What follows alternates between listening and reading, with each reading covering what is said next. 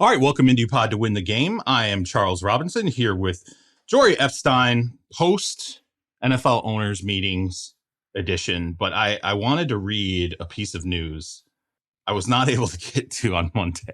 It's not supposed to be funny, but I can't help that it's kind of funny. And I'm blindsiding you with this. Yeah. Maybe you've heard about it. Second episode in a row we record today that you start off being like, I thought of something that I didn't tell you before we went live. Here it is. Bixby, Oklahoma is the dateline. The Kansas City Chiefs superfan who identified himself as Chiefsaholic faces new legal trouble more than 3 months after his arrest for an alleged bank robbery near Tulsa, Oklahoma. He's accused of removing his ankle monitor and skipping a court hearing Monday morning, according to the Tulsa County District Attorney's Office. A spokesman for the office said it has charged Babudar with removing an electronic monitoring device, in addition to his original charges for robbery with a dangerous weapon and assault while masked or disguised. Okay, so this guy, notoriously huge Chiefs fan, who used to dress as a wolf and go to games, right? I've run into him outside of Arrowhead before. He always hands out his business card. So you've actually run into this guy? Unless there's another one who's also a notorious Chiefs fan dressed in a wolf costume. I got a picture with it, not me in it. Like, I took one of him and he handed me a wolf business card. All right. So this guy, he skipped bail. And all this is tied up in him having been arrested for robbing a bank, right? And Chiefs fans, by the way, he's on the lam right now. Chiefs fans have speculated that he robbed this bank while he was driving to a Chiefs game in Houston to attend an away game. So, like, on his way to see his favorite team, he stops off and allegedly robs a bank. Just a quick pit stop. Gets back in the car and goes, allegedly, according to Chiefs fans, and then heads to watch the game. I mean, I'm glad he didn't miss the game for it.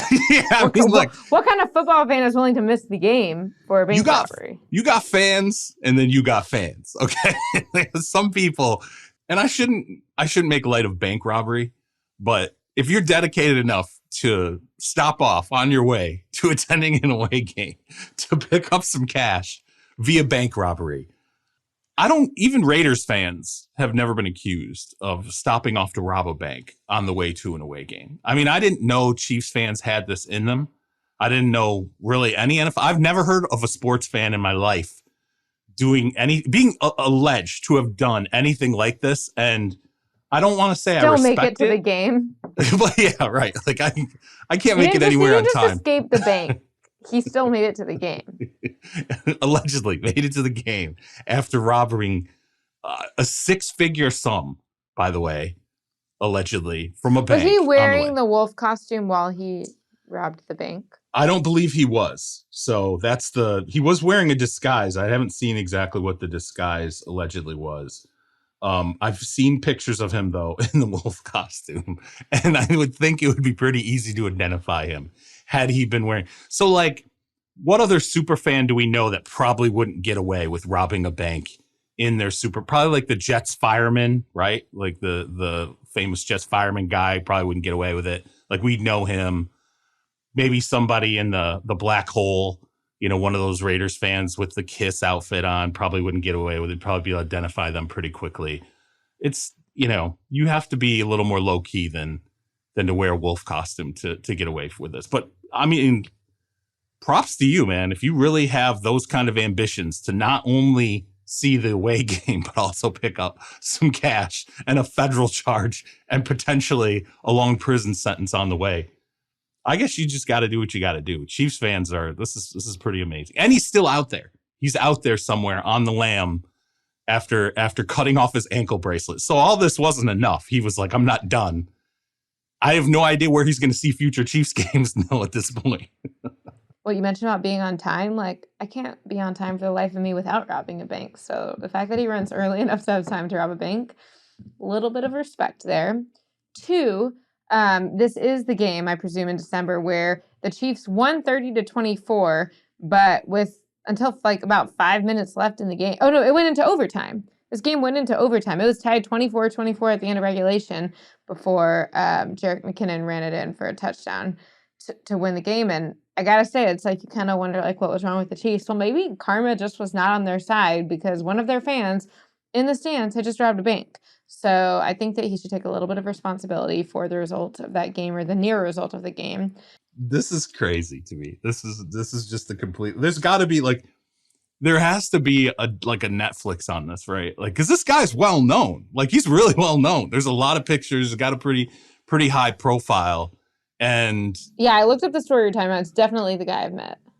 It's wild, right? It's like completely crazy. Pre this bank robbery. I guess I don't know if it's pre any bank robbery. Well, you don't. Yeah, we have no idea whether or not, like, how many times. Maybe what if that's how he became a mascot? Like, he's been on the run, and his way of being able to like go out in public and enjoy what he loves without getting sent back to jail was to become like a really intense mascot that like no one even questions why you're wearing that costume. Throw on the mask and you can be seen in public. Yeah, I don't know. This is pretty wild. We're gonna have to follow this though as we continue on into the sounds like a deep dive investigation for us. Well, I'm curious where this guy is now. I mean, like, he's never gonna be able. Once you cut that ankle bracelet off, pretty much it ain't probably gonna not be gonna good. See. Well, you're not, and none of that. I mean, probably not gonna see more Chiefs games, right? Like in person, probably not. But then again, you are accused of robbing a bank, maybe on the way to a Chiefs game. So right. So I don't think you should put it past him. Yeah, I guess we wouldn't rule that out for him. What a wild. They don't story, ID you when you get to, as long as you have your ticket on your phone. They don't ID you. All right, we get back from the owners' meetings. Commanders. It sounds like this sale is going to happen. There's a couple of bids in now from the Harris Group, which includes 76ers owner Josh Harris, Mitchell Rales, who's a billionaire, and Magic Johnson. Fully funded, fully secured financing to make a $6 billion bid to buy the Commanders. Then there's a second group here with Canadian billionaire, and I've been butchering his name. I'm going to try this. That's why we have two hosts. Yeah, that's right. Exactly. Steve Apostolopoulos. Steve Apostolopoulos. See, hearing you say it first helps me say it. I get jammed so now up try saying it 5 times fast. Steve Apostolopoulos, Steve Apostolopoulos, Steve Apostolopoulos, Steve Apostolopoulos, Steve Apostolopoulos. All right, that's it. I think I got it. I think we got it. All right, well, so a Canadian also trying to buy a big piece of Washington. Who isn't trying to buy a big piece of Washington at this point? Might as well let the Canadians get on it. So that's 2 $6 billion bids. That's what Dan Snyder ultimately said, I think, is his rock bottom line is to get $6 billion out of this. And they're both of those bids have secured financing. So to me, this is it. It's going to happen 100%. Now we know at least 2 groups. It's not like it's just Bezos. And I think for him to hit the $7 billion mark, that would have had to have been Bezos.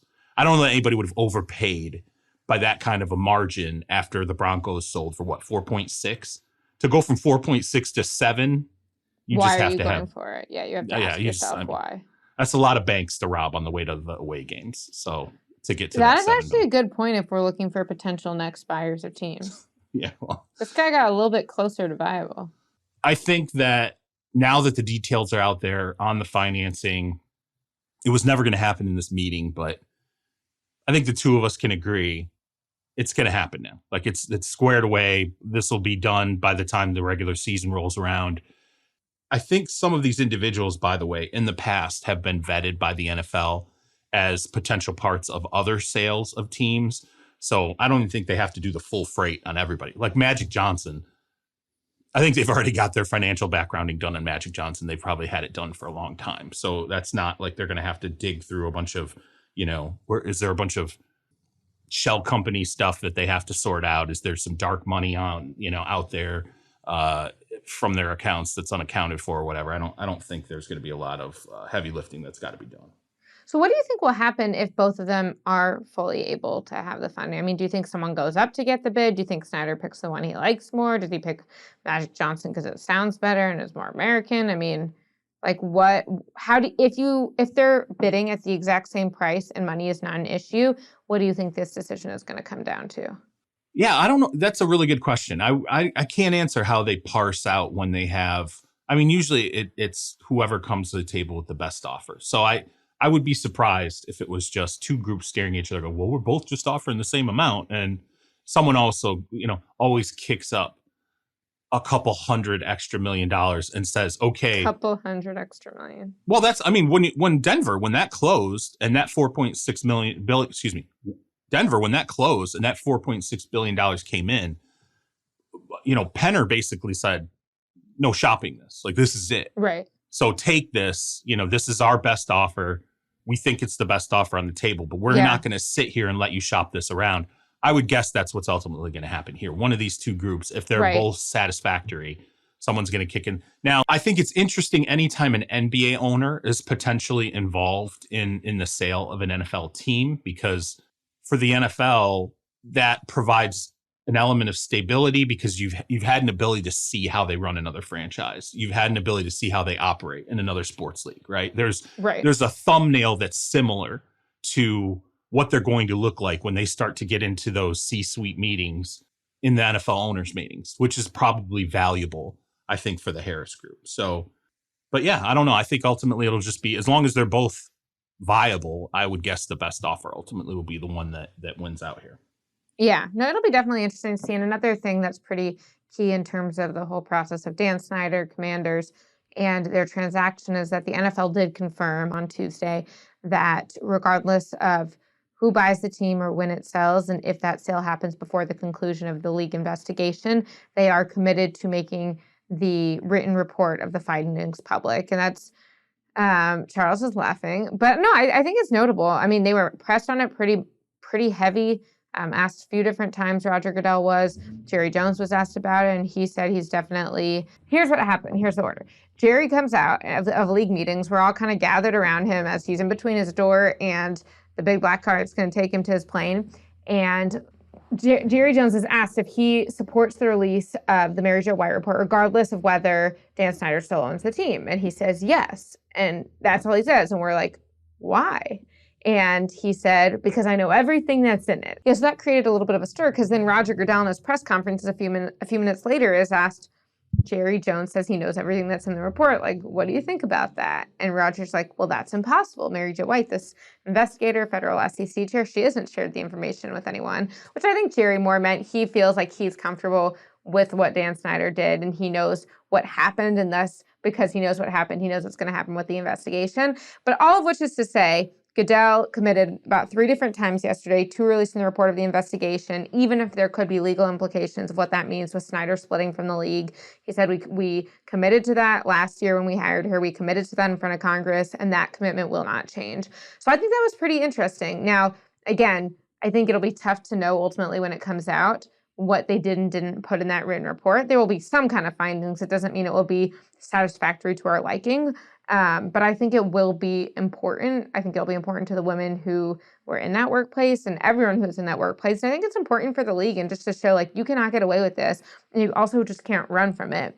In February, multiple outlets were reporting that Dan Snyder wanted to sell the team on the condition that the other clubs in the league would indemnify him from any future legal action and the cost of it. And some owners were not happy about that. And so this is one of those areas where you ask, like, why do we have to recommit to this? The NFL said it. Why does Roger have to say it now? But I think when we're seeing what appears to be fully funded bids up for this team for the first time, and Dan Snyder's request of, like, hey, you guys got to not come after me legally, I think it's pretty relevant that they're still committing to release the reports in writing. Yeah. I mean, I think it's all about timing, though. It's never getting released until the sale is finalized. Maybe we won't hear that the sale is finalized, but I can guarantee you that the second that report hits the air, the Commander's sale will already be done. And because the price will go down after it. I would say yes, but it's still an NFL franchise. I mean, I don't think, even a report, everyone knows that Snyder's backed into a corner anyway now. So yeah, if it came out prior to, I don't see these groups going, well, geez, now we can lower our offer. No, they're out to get the franchise. They don't care about Dan. They don't care. They just want to beat the other group. That's what they care about, these groups that are bidding for this team. So I just think from the league's perspective, though, it makes it a lot easier for the league to say, well, that guy's not in our ranks anymore. Well, he was forced to sell the team. Just sort of like they get to wash their hands of it because it's someone who's not around anymore. Okay. Yeah. But it doesn't address the fact that how long has this dragged on? How many NDAs were signed with the NFL knew about forever? how many other, things were going on between Dan Snyder and Roger Goodell over the years. Like this, it was that relationship between Dan and the rest of those owners and Roger was absolutely incestuous, because of course it is. That's how ownership relationships are with an NFL commissioner and the league at large, especially in the NFL. And yet what the NFL is going to try and sell later is, well, he's not here anymore, so let's just not even worry about whether that was incestuous and how it happened and who was held accountable for what, or who knew this or who knew that. The NFL is doing this in a manner that allows it to walk away pretty freely. And people are going to say that's not true, but just wait. Once this comes down, it'll take a couple of months. People won't even talk about it. It might not even be months, it might be days. And people will be like, all right, well, it's over. We're moving on. Right. And the next narrative that the NFL goes to sell the resolution has already been reached of, okay, Dan Snyder needs to go, done. Right. And what does the NFL get to talk about? Well, here's what this new ownership group's going to do. Here's how they're going to change things. Here's the new stadium they're going to trot out. Here's the statue of Sean Taylor that's not going to be a wire mannequin again. Yeah, they're gonna this is what they're gonna roll out, though. Yeah. So now it just gives them the ability to leverage the better narrative, because there is now a better narrative to leverage. If he wasn't selling the team, say this had happened a year ago and the report comes out, well, now you have to go through an entire year of Snyder's, got to sell, he's being forced to sell, and then everyone constantly references every detail in that report, and the NFL doesn't have a good narrative to sell. They have no narrative to sell. Well, now they do. So I don't know. It's par for the course for the NFL, whatever. It's how long do you think okay, then on a football note, because I know fans do want to hear about that, how long do you think it will take before the Commanders are like consistently competitive again once they get that new ownership in? I know there's so many factors that we're making an educated guess on there's so many unknown factors on which we would try and guess, but I don't know. I think it's interesting because I do think Snyder contributed pretty quickly or pretty significantly. He did, but I think it's can the new ownership, answer the one question Snyder couldn't: quarterback. That's it. It's not that hard. You know how you get good in the NFL? You go get an upper tier quarterback. You get a quarterback who's inside the top 10, has the ability to be inside the top 5. That's it. It's as simple as that. And it's part of why, to me, and we'll talk about Lamar Jackson later because of some of the things that he's recently said, the Commanders made sense to me with Lamar Jackson in terms of need, in terms of a guy who can come in, tickets get sold, the fan base gets excited. It would have made a lot of sense. But I think because of the fact that we're in the middle of a sale, because of what Lamar's asking for in terms of the contract, and then the litany of other things that have created this situation where he's simply not a viable asset for teams to chase after. I think that's kept that from happening. But I think that's where the success comes. When they resolve quarterback, there's going to be success. Because, hey, look, David Tepper bought the Panthers. What do they have to show for it? Honestly, the only thing to show for it. Why? Because they haven't solved quarterback. And that's why they traded all these pieces to get up to number 1 so they can finally draft a quarterback and try to be done with it. That's the one piece of information every single incoming owner of the NFL, any NFL franchise, should have right up front. The first thing you need to worry about, because it'll fix everything else. It'll help to fix everything else in your organization. Get the right quarterback who can win a Super Bowl for you. It will help with the fans. It will help with the advertisers. It will help with every other thing in terms of building out your franchise. I know it sounds crazy, but it's a lot easier to build facilities when you have a great quarterback. It's true. You want to build a great practice facility? Yeah, tax breaks have a lot to do with it. But ultimately, your team's popularity and viability has a lot to do with it. Right. And you're neither popular or viable when you have a quarterback. Okay, there you go. So good luck to the Packers. Good luck to Hey, last I checked, a man named Aaron Rodgers is still under contract for them. Well, I hope Jordan Love is all that people, hope he is, and that Mark Murphy and Brian Gutekunst, they're definitely because if he's not, they're going into that stretch where we'll see what this is going to feel like in terms of pain. NFL rule changes came down the pipeline. They really killed off a lot of the fun stuff, or they tabled it, or it just never got traction. But there were some changes, some that got some blowback. The fact that now it's possible for 2 Thursday night football games for teams. And, Goodell comes out and says that, hey, Thursday night football, there's no data to show that it increases injuries. Okay, I guess that's a stance. You can flex teams into Thursday night football. That's another thing that's going to be kind of crazy.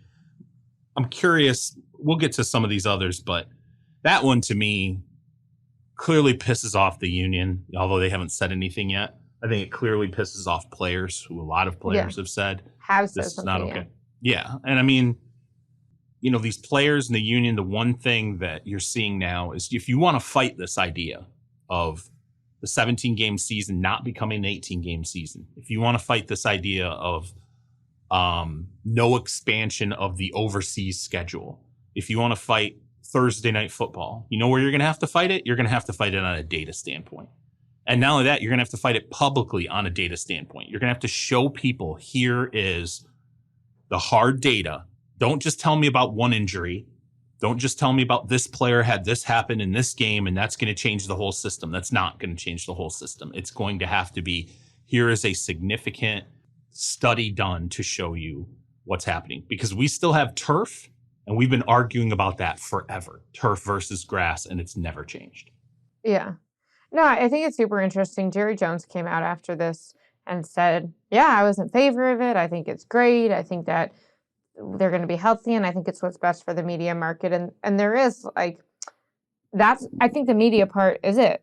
It's better for TV. It's the same reason why we came really close this week to passing the idea that you could flex a Thursday night game, not just give teams 2, which very well may pass in May. It's because this isn't the number one consideration is not what do the players want, how healthy they are, or what do the fans at the games want. It's how can we get a ton of money off TV deals and make sure that a product like Amazon can succeed, because we put a lot of money into it and we want even more money out of it. You just said the key word.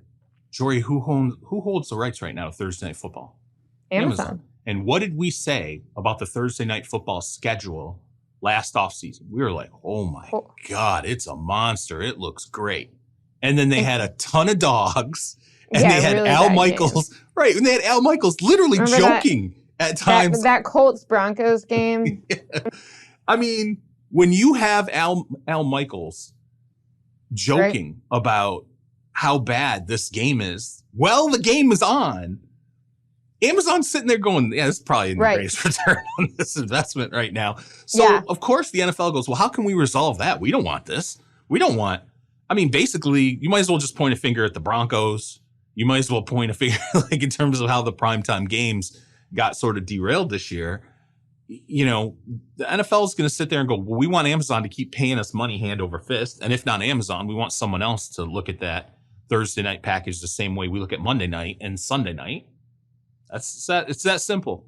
And that's Thursday night is where they see growth in the business, because the Sunday stuff, the prices may go up some, but that's such a more established market than what this Thursday night is. Having someone like Amazon, who's not a traditional TV company, broadcasting it. So I definitely think that was super interesting. And I give players credit. Patrick Mahomes tweeted out a facepalm about this, being like, what are we doing here? And then you saw Justin Reed of the Chiefs saying multiple Thursday night games will be terrible for player safety. If fans want to see a better product on Thursday nights, forcing beat-up players to get suited up for a surprise Thursday night game with no time to really game plan for it is not the way to do it, not to mention thousands of fans' hard-earned money and planning being wasted by a snap change of the schedule. The NFL, it was interesting, because after I saw that tweet, I started looking around at a couple accounts of NFLPA reps, and they didn't come out with anything. And I didn't know, your turf example coming back, if this was going to be the type of thing where before the PA put out a statement, they got even more traction by having a bunch of their players tweet something out. But it seems so far like it's more been one-offs than it's been a coordinated movement with the hashtag and all of that. But will we see that? I don't know. And we won't hear these player voices, but I will tell you this. I have talked to players. Some guys will tell you, and they'll never say it publicly because they get savaged, by other players on it. But some guys will tell you Thursday weeks, they like them because they don't practice. They're like, we don't do any. He said, you know what Thursday ends up being? It's study. It's study. And I'm a veteran and I know how to study and prepare for a game mentally. And to me, I'm like, awesome. Now, Yeah. Monday through Wednesday, I don't got to worry about like padding up, hitting, running around, being like, all I got to worry about is healing up and studying. That's it. And I'm fine with that. And I know on the other side of it, especially if I feel like we're a team, if we're in the game and we're a team that's veteran, experience, we have the mental edge, we're going to be able to do this, then we have a break on the other side of it. There are players that actually do like Thursday night games and don't have this vitriolic reaction to it, but they'll never speak publicly because it's so wildly unpopular to do so. And they're, frankly, I think they're a little afraid of the union too stepping on them. Yeah, no, I mean, you made a good point. Like when Roger Goodell said yesterday, hey, I've heard from players who really like the 10 days afterward and they call it a mini buy and all of that. That's true.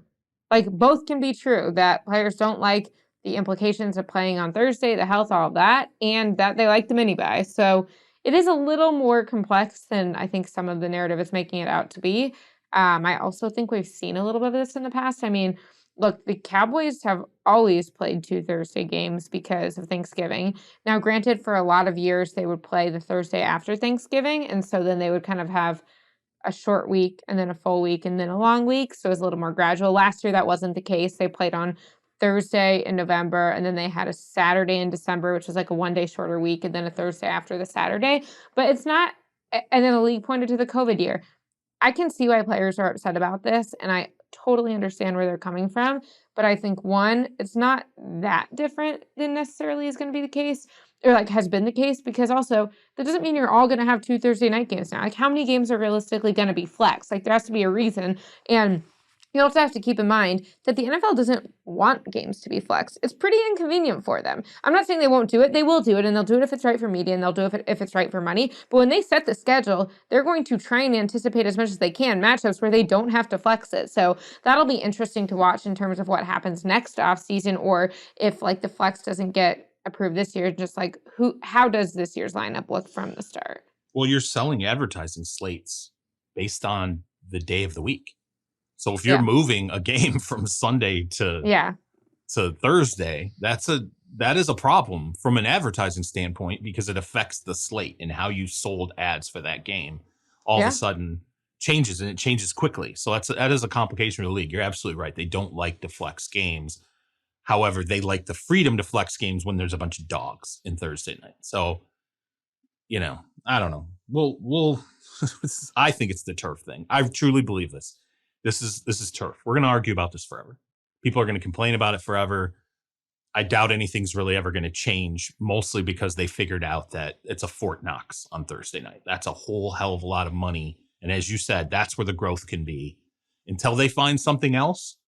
But that doesn't mean Thursday night's going away. They'll just move away from it. They'll figure out. They'll be like, maybe Tuesday. Is it is Sunday, Tuesday too quick of a turnaround?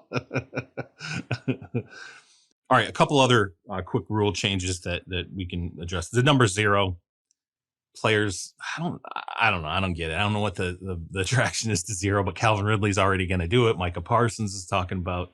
He's not going to do it though. You don't think he's going to do Micah it? just likes to talk, and it makes it fun. But by the end of the day, he was like, "No, 11 forever. 11's great." Like they also Calvin Ridley might do it, but I don't think he has to pay for anything because it's a new team. A lot of these guys have to pay for the jersey if they switch. Well, yeah, if they already have. They have to buy out their jerseys, yeah. Right, yeah, to buy out their jerseys. For Calvin Ridley, well, I don't think they'd printed his jersey yet, so I think we're going to see fewer people changing to 0. But it is fun that they're really excited about it. One complaint, though, that you hear in the scouting community about it is like scouts. I mean, not all scouts. Oh, yeah. I know what you're about to say. Man, they bitch and complain about this because scouts sit there and they're like, it just makes our job more confusing because they're like, we're used to, if we see certain numbers, it makes it, it's easier to follow what's going on, what group this guy belongs to, whatever. All of a sudden, when you have single digit players or 0 or whatever, you're like, that could be offense, it could be defense, that could be anything now. And so it just makes our job harder when we're trying to, break things down and kind of follow I know nobody cares about what scouts are bitching about, but I always thought it was kind of interesting that like scouts are like, let's just go back. The wideouts are in the 80s. The linemen are in the 60s and 70s. The linebackers are in the 50s. Yeah. Like the good old days. it's just annoying, I guess Yeah. when you're watching it and trying to figure out why number 2 is, now a linebacker, Right. or like, God forbid, like a 0. What I want to see is a left tackle 0. Okay. Like that to me is when we have yet to see the offensive lineman who picks like a completely zany, crazy number. I want to see who does the first 0. Like who's the best left tackle in the game right now? Who would we say that is right now? Trent Williams. Trent Williams, Lane Johnson. He's right tackle. Well, Lane's right tackle. I always think Lane's interchangeable right left, but I would put Lane in the left tackle class just because of how good he is. Yeah, probably Trent Williams on balance. So if I was Trent Williams, I would say I'm going to wear 0 because that's the number of sacks I give up every year. Okay, yeah. Who needs 0 when the Chiefs' offensive line had the shirts that said like 0 sacks after the Super Bowl? Remember? And if you're a quarterback, you should never be 0. Nobody wants a quarterback that's a 0, right? It's always a 1. You don't want to be a 0. All right, roster cut down date 90 to 53 is going to be at the end of the season. Excuse me, end of the preseason now. One roster cut down date. It's just one. Like there's no more like this, that, and the other. It's just going to be one roster cut down right at the end of the preseason. I think for me, what's interesting about this is it's like the Oklahoma land rush. Like you don't have it's just there's so many people that are going to hit the market all of a sudden, and there's going to be such a mad dash. I'll be curious to see how it affects maybe money that gets thrown at certain players. In a way, it's almost like when the draft ends and everybody's sitting there. Free agent. Yeah, everybody's sitting there staring at their group, going, "Oh my God, we had 2 guys in the 4th that weren't drafted, 2 guys in the 5th, 2 guys in the 6th." And now everybody's hammering their phones, trying to throw money, figure out how much money it's going to take to get their priority free agent. I'm curious if this creates a little bit of a priority situation where you have maybe now multiple teams that are in on 1 or 2 or 3 or 5 players who get cut and what that does financially. Yeah, no, I think it's definitely interesting. And also just when you think about like the purpose of the preseason, as much as people are like, why are we having preseason games? They're bad. It's for the evaluation of the young players and the players that are yet unproven. And so I guess on one hand, you have guys getting more opportunities to prove themselves with a certain team. But on the other hand, if you had the earlier cut date, a guy might be able to land with the next team who, like, if the first team doesn't want him, his best option at that point is to be in another team's training camp, and you won't have that. But they will have a little bit of film, and it's an even playing field either way. It is hard, though. I mean, when you think about it, the 90 players to take that all the way up to the end of preseason, because there are going to be some guys that are going to continue to share snaps that maybe otherwise they wouldn't have. Some younger guys, right?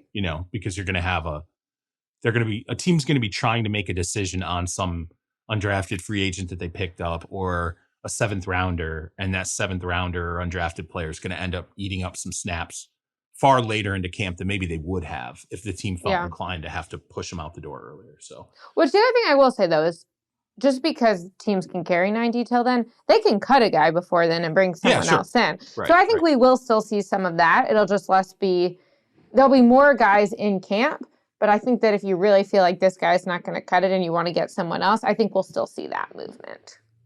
I'd be curious if cheap franchises, and we know who they are like, we're not carrying 90 all. Like, we're not going to feed 90 guys. We're not going to do the, the hotel rooms. We're not going to pay more money just for a slight chance of more success in a game that's won by margins. Yeah. And here's the thing too, that people don't know this.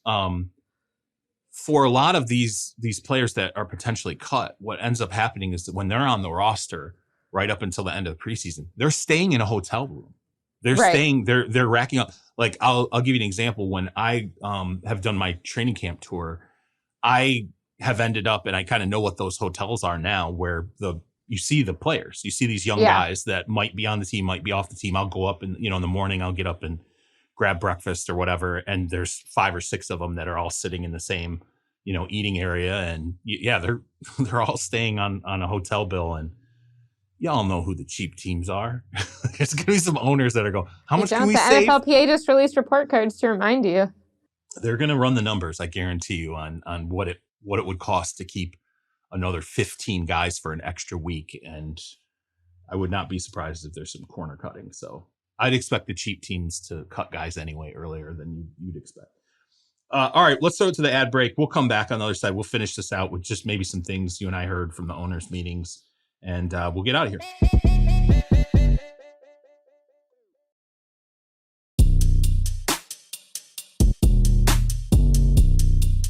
All right, welcome back in.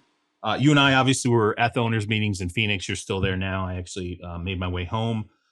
A couple of things, that we heard. It's interesting because this is probably the most we've seen Lamar Jackson address himself in such a public, above board way with long tweets. C-Mac and I, Charles McDonald and I talked about this on Monday. Him coming out and basically crashing John Harbaugh's meeting with reporters. The latest round, though, is where he's talking about the injuries, where he's clearly taken offense to this idea that he missed the remainder of Baltimore's season and that playoff game because it had something to do with his contract. And he's out there basically, he said in a series of tweets that, look, this was really serious. I'm paraphrasing here. I wasn't 100% would have been fair, to go out there to anyone. What do you think of that approach for him to continue to talk about, delve into things like that, which right now, I don't think that really helps talking to the public about this kind of stuff right now. I don't think that helps what he's trying to accomplish in terms of just landing a deal. He feels like he's engaging in just kind of like nonsense stuff that it doesn't, I don't feel like it helps him. That's not going to do a deal right now for Lamar Jackson. It's not going to draw another team in with him talking to people basically on Twitter. Yeah, I think that you made the point when you said talking to the public, because that's the whole point here.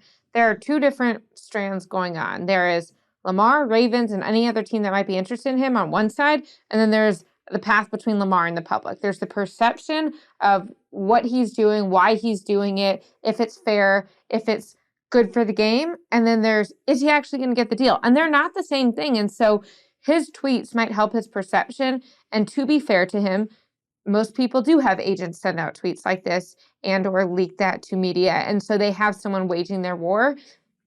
But a team is going to think about all of this. And I think that there's a reason. You heard this so many times throughout owners' meetings this week. Like, oh, if Lamar had an agent, he would not have sent that tweet. Or if Lamar had an agent, he wouldn't have done that.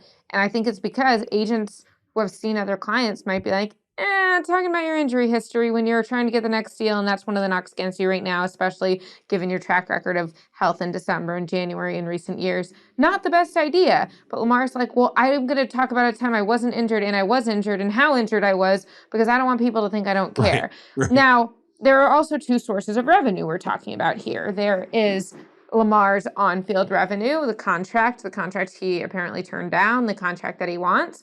And then there is his marketing power, which his reputation matters for, his fan base matters for. He's signing up subscribers for a website.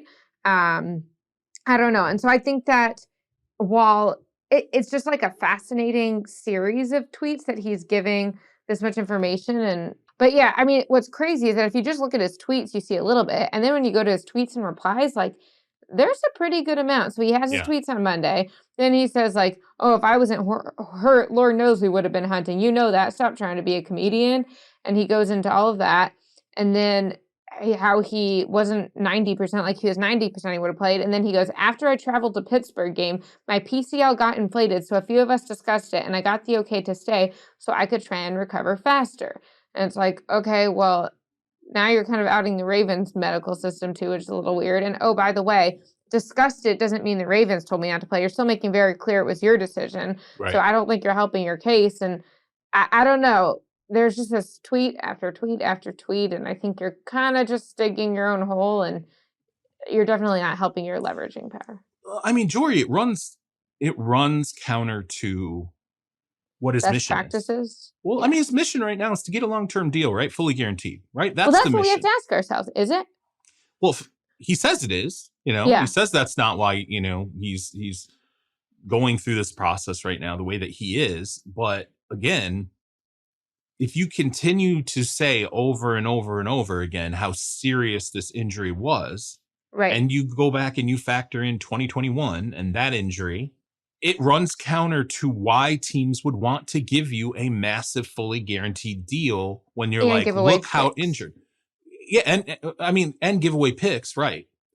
It once again illustrates why you would have reticence in turning. You're like, okay, this guy, look how much he's really insistent that he was very injured. Okay, Right. great. Understand that. What Yeah. part of your game was injured? Your legs. What's the most depreciating asset that you have moving forward in your career? Not, I mean, right now it's not going to be your arm. Your arm will last a lot longer than your legs will. Okay. Your legs are a And what's your depreciating number asset. one strength that differentiates you as an MVP quarterback? I mean, his arm is very good too, but his number one differentiating quality are his legs. Yeah, absolutely. No, it's the ability for him to be a dynamic playmaker, both with a fantastic arm, but also his ability to evade, run. I mean, just be dynamic the same way it is with Josh Allen and every other quarterback that has that ability to extend plays. But again, all those players. It's going to happen with Jalen Hurts at some point in his career. It's going to happen with Josh Allen. It's going to happen with Lamar. It's going to happen with everybody else. I think you get to year 5, 6 of running. That's when you start to see, okay, now it's starting to go down the backside of the hill. And Lamar, again, we're just coming out of year 5. So, and we've already had injuries, by the way. It's not like the injuries are just now starting. We've already had injuries for a couple of years here. So that's what I just don't understand, is that he keeps saying things publicly that are not great for his own bargaining position. It's just like when he tweeted out I got 3 years and $133 million guaranteed on the table. And people were like, man, they offered you a 3-year deal? Like, whoa, that's great. I mean, you get back to free agency by the time you're 29. Like, that's a great. And then I talked to my guy at the Ravens. He's like, nah, it wasn't a 3-year deal. He's like, it was a 5-year deal. He's like, but that makes us look better. So we're fine with that. Like, it looks very reasonable when we're out there supposedly offering him a 3-year deal. When's it going to get resolved? Will it get resolved before the season? I don't think so. C-Mac and I talked about this on Monday, and I just said, like, I think he probably holds out the entire offseason. I think he signs the tag, and then he plays on the tag. I just don't, unless something is created after the draft where you have a team that is sitting there and saying, we're close enough that if we put a dynamic quarterback in the middle of our team right now, it makes us a playoff team, maybe a division winner, maybe even a conference title type of team. Unless that crops up, I just don't know. Either that or the Ravens getting sick of this and just basically telling teams, hey, you know what? We just want the 2 first-round picks. So go ahead, sign the guy to whatever deal he'll sign, and we're not going to match it. But I enjoy the betting odds because I feel like every week I see a new, like, this team. Like, I think now it's like Minnesota. I see Minnesota's really flying up the betting rankings. And last week it was like Indianapolis is just like, come on, man. Like, this is crazy. Per bookies.com right now, the Titans have the best odds of having Lamar in 2023. The Vikings are second. The Ravens are third. I would have, first when I started reading this, I'm like, wait, the Ravens are in here, then they should be first. Then Patriots, Colts, Falcons, Lions, the field. Yeah, and I'd love to know where they're getting it from, by the way, how those odds are being set. Because I don't think, I just, there's no pipeline in there to really, into Lamar's mind to figure out whether or not that's actually true or not. But anyway, I had a chance to talk to Kevin Stefanski, the Browns. Going to write a piece on that. It's interesting to me because, to me, this is such a pivotal moment for the Cleveland Browns, this season, because we've gone through an offseason where literally another quarterback's negotiation, that being Lamar Jackson and the Ravens, has kind of, in a weird way, weighed on Cleveland because people keep talking about Deshaun Watson. They keep talking about Deshaun Watson's deal. They keep talking about how bad it is. And so Watson and the Browns have kind of gotten snowballed up in all these other, things that are getting talked about in a very negative way. I think it places pressure on Kevin Stefanski and that organization for 2023 to be it looks a pivotal season. You can't replicate. I think the struggles last year down the stretch, fine. Like that, you can explain that away for what it was. Now it's different. He's had an off season. He's been in the off season passing program. They brought back, Josh Dobbs is the backup quarterback who's going to be the most suited quarterback to help Deshaun Watson, prepare him, work with them in the classroom that, the way you want that quarterback backup relationship to function. Stefanski said Deshaun Watson's going to have more ability to impact the offense, take more control of the offense this season. So I think it's vitally important for the Browns at this stage. They have to showcase why Deshaun Watson got the trade package he did, why he got the money that he did. And I think anybody in that organization that would tell you that doesn't matter, well, they're saying it because that's what they have to say. But everybody knows the score right now. And the individuals that won't be held responsible if he flops in 2023 or struggles or is just slightly above average, the only individuals that won't be held responsible for that ultimately are going to be ownership. It's going to be the Haslams. After that, anybody's fair game. Right. Yeah, I think it's interesting when they make decisions, but then they also get to hold other people responsible for their decisions. But yeah, I think it's super interesting. I think schematically, physically, all these things, like Deshaun Watson will now have been back in this building for over a year. He'll have the pieces. He'll know what he's working with. He won't have the suspension looming over him. It seems like the court stuff is kind of put to the side and not really actively impacting his day-to-day life. And so I think it's interesting. I think also hopefully he'll have been in therapy for at least a year by that point. And so that's interesting what it'll do to him psychologically. And I think that we will know a lot this year in terms of how much can he come back to the player he was on the field.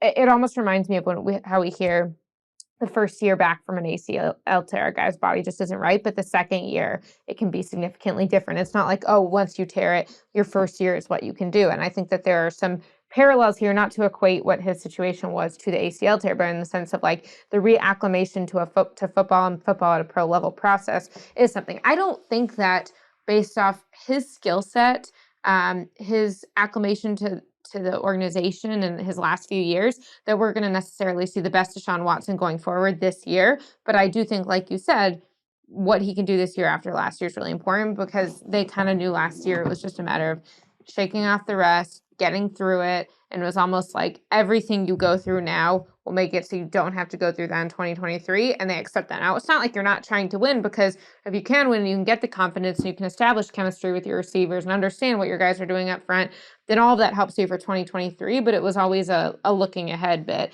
I mean, it's not totally unlike why it feels the Cardinals haven't been pretty aggressive this offseason. Well, they have Kyler Murray probably coming back mid-season. How healthy is he going to be? He's not going to be there at the beginning of the year. It's like once you have your quarterback not there for most of the year, that's not really the year that you're going all in. I mean, if you get there, more power to you. Right. But it's often franchise decisions are then often made based off the next year. And I don't know, the AFC is still going to be super interesting though, because when you think about what Deshaun Watson was pre-suspension and when we saw him at the height of his on-field ability, he was one of the best quarterbacks in the league. Well, statistically, especially. Yeah. Yeah. I mean, he wasn't Patrick Mahomes, but he was one of the best. And now it's like, one, what is he still capable of? And two, the competition he's going to have to face to get there. I mean, you're dueling with guys like Joe Burrow on a regular basis. You've got Josh Allen, Patrick Mahomes, soon to be Aaron Rodgers likely in that conference. And I was talking to some people about this at league meetings this week of just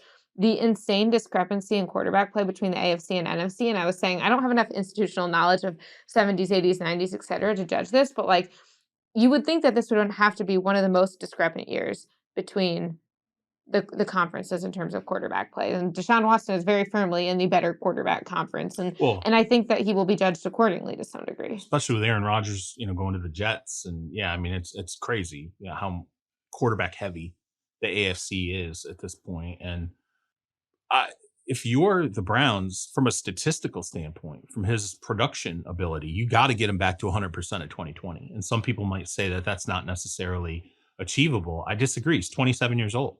You're building up the skill positions around him right now. Look at what they're doing offensively, the pieces they're adding. Last year you add Amari Cooper, you add Elijah Moore this offseason. Donovan Peoples-Jones is going to be there. They're going to, I think in the draft, they'll probably go and add another wide receiver. They're adding pieces. They're trying to accentuate what he can do. And then, there are players that are coming down here to Houston that he's working with. He's throwing to guys down here in Houston. I think different groups are making their way down here at different times this offseason. Like, look, flat out, the compensation and the contract dictate that he has to be a top 5 quarterback. It just does. It does. Yeah. Otherwise, you're going to face the criticism of, vastly overpaying for a guy and you're no different, by the way. No one's picking on you. Who else is going to face this? Russell Wilson. Everybody, George Payton is going to face this in Denver with Russell Wilson. You pay the freight and you get nothing for it, or you get, far less than expected. That's a big deal. So fan perception, all that is the, media criticism, all those different things are definitely going to be there. I know the Browns, party line is, we're not worried about that. We're just focusing on ourselves and getting better and blah, blah, blah. But I mean, it's so crazy what's going on in your organization that it's created a fracture in another organization with another quarterback. Like, that's how crazy this situation is. So, and by the way, it won't end at Lamar. It's not going to end at Lamar. Okay. Nope. You're going to be up and involved and mentioned in every single big mega quarterback deal from this point on. You got mentioned in the Kyler Murray stuff. You're going to get mentioned in Joe Burrow and Herbert and Jalen Hurts and every other quarterback. And every time something drags, I guarantee you a lot of it is going to be tied to the Cleveland Browns and Deshaun Watson. So the way you erase that, have a guy go out and throw 40 touchdowns and 12 interceptions, right? Win 12, 13 games. Be a viable playoff team. Be a team that people think can go to the AFC title game. Then people will start and to stay out of trouble off the field. Right, absolutely. Yeah. Well, that I don't even mention that because that's a given. Like if at this stage you haven't figured that out, like that is I mean, but I think that at this point, when it's only been a couple of years since all of this was really rearing its ugly head, like we still have to say it because I don't think we can assume that it's going to be good yet. True. I hope for everyone's sake that there are no more off-field issues, but I think that you still have to be held to a little bit of a higher standard. No, you're right, and a closer watch for at least a couple of years. Right. It should be mentioned. I guess in my it would blow my mind. I would be absolutely floored if the level of stupidity on Deshaun Watson's part would be that high to ever have anything happen off the field like that ever again. I mean, I wouldn't. I'd be like, no parking tickets. Like, okay, yeah. Like if you're gonna cross the street, wait for the sign to change. That's how we're gonna operate with this from now on. So, another thing that happened, I thought was kind of interesting. Bill Belichick, Dan Wetzel wrote a good column on this too. This idea where, like, after all this time of Bill Belichick always being this forward-facing guy, all of a sudden he seems to be backward-facing more than ever than we've ever seen, talking about past success. And I think in the face of now having a couple of seasons of struggling, Robert Kraft coming out at these meetings, and this is a second consecutive meetings where he's made comments where you're like, this seems like some pressure is definitely on Bill, where he says in these meetings, he wants to be, and I'm paraphrasing here, but he's talking about, how their franchise is about winning. That's forward facing, not about having won. That's great. That's for the trophy case. Now we're about winning. That's looking forward. I think I said this before. I thought the pressure was there last offseason. I think the pressure's there this offseason. And I think if they go through another year this year like they went through last year, to me, I think 2024 then is, I don't think Belichick's on the hot seat in any way, shape, or form. I think there's pressure. I think the hot seat, though, comes in 2024. In terms of realistically something happening to Bill Belichick, it comes in 2024. If they replicate last year's struggle, that happens again this year, I think 2024 is going to be very interesting. Yeah, I think there's a couple interesting aspects here. I think, first of all, Belichick got a lot of heat for when asked about why fans should feel excited and what should inspire them and give them optimism going forward. He said the last 25 years. I get the whole idea of, like, he can't rest on his laurels. He's got to win now. He can't be immune forever. But I think you can also, if you're trying to give him the benefit of the doubt, especially a man who says few words, and so maybe there's a way he intended it, I think he's saying, like, I don't want to give you words to tell you why this year can work. I want you to look at the actions and let my actions speak for itself. And you're like, this is the best spin zone. Like, you're so not buying. Well, no, because listen, Jori, if I'm a player, okay, yeah. and Bill Belichick, and he comes to me and asks me to take a pay cut, I'd be like, well, Bill, don't you know why you should be excited? You should be excited because of how I played in 2020, man. Like, the first 4 years of my of my career, the first 6 years of my career. I know it's year 9, and I've sagged for a couple years, but that's why you should be excited.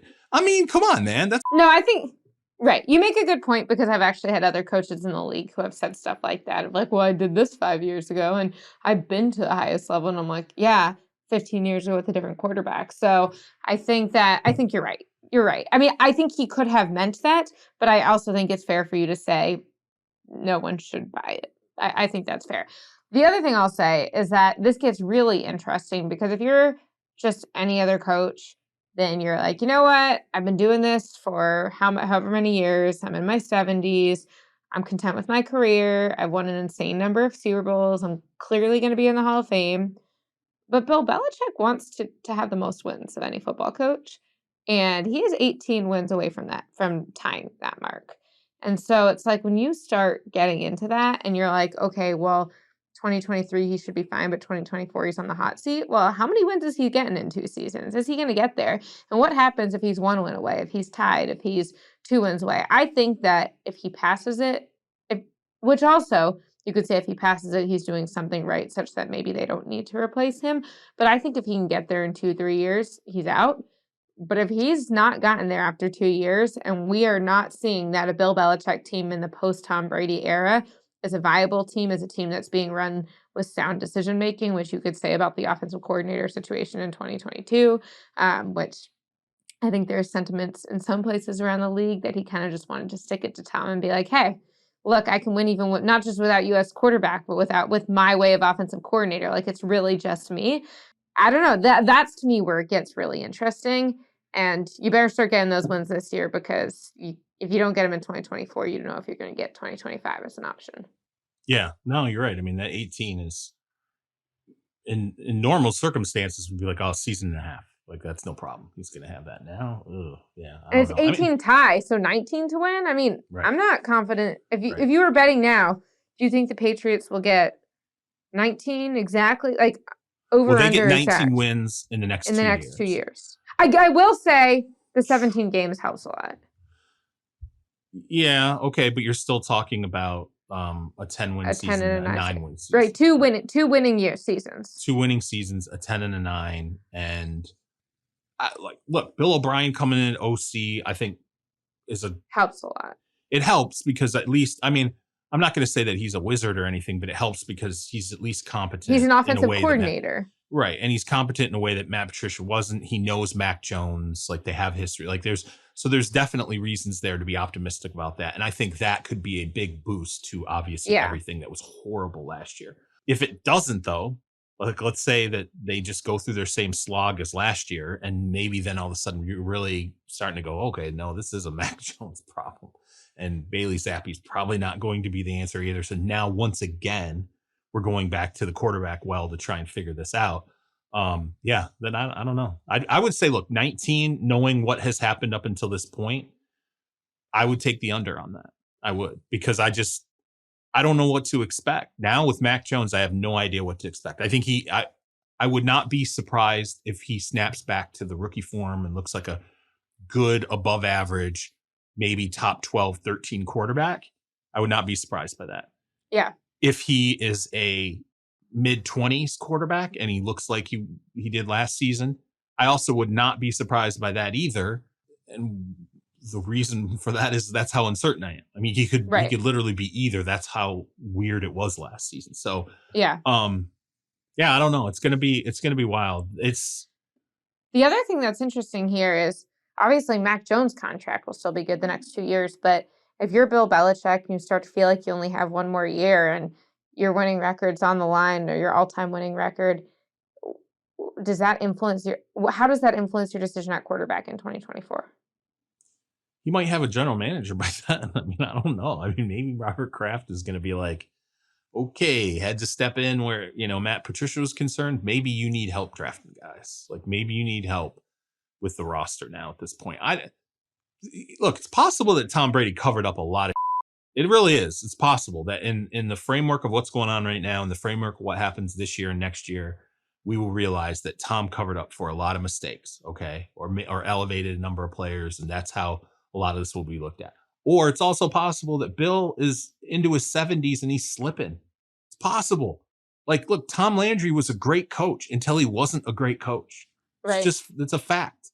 It's possible that Bill's slipping. And we're going to find that out. This 2023 is going to have a lot to do with it. As much as I talk about, hey, it's important for Deshaun Watson and the Browns to show all this because of the contract. Well, it's important for Bill because his owner now 2 years in a row has been like very forward facing. And Bill's like, well, geez, look at what I did for you all this time. And it's also not how you operate as a general manager, because players saying, look what I did for you. No, you're still cut. You're still traded. You're still, we're going to talk about a contract reduction for you. So, And just for those of you who didn't see Kraft's word for word quote, let me just read this to you and so you have a little more context on why it's not that crazy for us to be like, where does Bill stand in a couple of years? Kraft started out by saying, I think Bill is exceptional at what he does. I've given him the freedom to make the choices and do the things that need to be done. His football intellect and knowledge is unparalleled from what I've seen. But then, Kraft said, in the end, this is a business. You either execute and win or you don't. That's where we're at. I think we're in a transition phase. We've made some moves this year that I personally am comfortable with, and I still believe in Bill. But like, he had to even the fact that he's saying, I still believe in him as if it's a question, he's reminding people this is a business. Forget the emotions of winning all the Super Bowls. You either execute and win or you don't. Well, one of those options gives you a job. The other one typically doesn't for very long in the league. So I think he is trying sort of like, I don't know. I think that shift in tone feels notable, even if it's just a couple years out trying to get the Patriots fan base ready for moving on.